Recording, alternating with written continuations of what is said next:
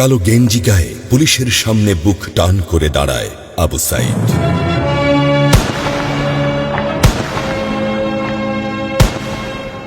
Police তাকে রক্ষা করার বদলে গুলি করে। ঠাস ঠুস কয়েকটা গুলির মধ্যে একটা গুলি লাগে তার কোমরে। খানিকটা ভাঁজ হয়ে যায় শরীর। সম্ভবত সে বুঝতে পারে নাই। ঘাড় ঘুরিয়ে কোমর দেখার চেষ্টা করে একবার, তারপর আবার আগের মতো আবার দুই হাত প্রসারিত করে সিনা টান করে দাঁড়ায়। ডান হাতে ছোট্ট একটা লাঠি। বিশ্ববিদ্যালয়ের প্রধান ফটকের পাশে বেশ কয়েকজন পুলিশ, হাতে রাইফেল, রাইফেলের তাজা গুলি, আবারও গুলির শব্দ।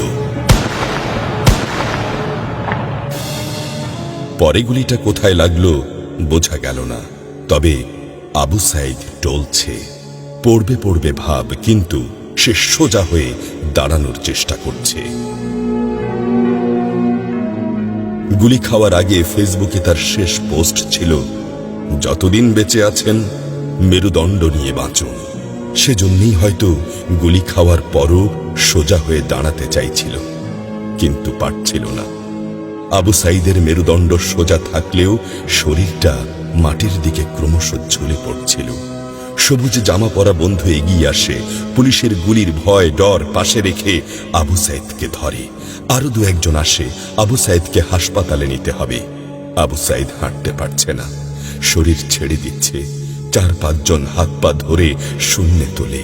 আবু সাইদ ঝুলছে আর রক্ত পড়ছে টপ টপ টপ।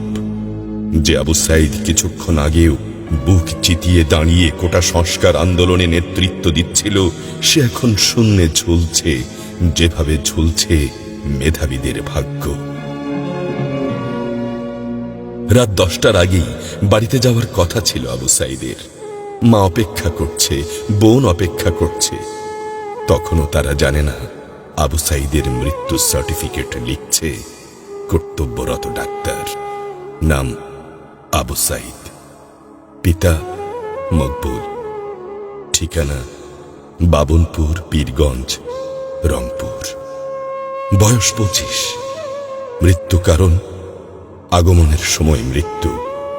তারিখ 16/7/24, রাত 8টা 5 মিনিট।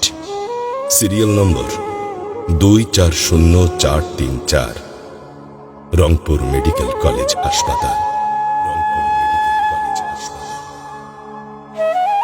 পরিবারের একমাত্র শিক্ষিত ছেলেটা খুন হয়ে গেছে। মা যখন জানল দুনিয়া কি আর ঠিক আছে তার কাছে, বিলাপ করে বলে, আমার ছেলেরে চাকরি না দিবি না দে, গুলি করলো কেন? বোন সুমি আর্তনাদ করে বলে, 3টা গুলি কেন আমারে করলো না?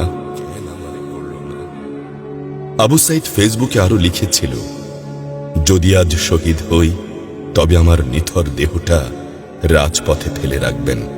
ছাত্র সমাজ যখন বিজয় মিছিল নিয়ে ঘরে ফিরবে, তখন আমাকেও বিজয়ী ঘোষণা করে দাফন করবেন।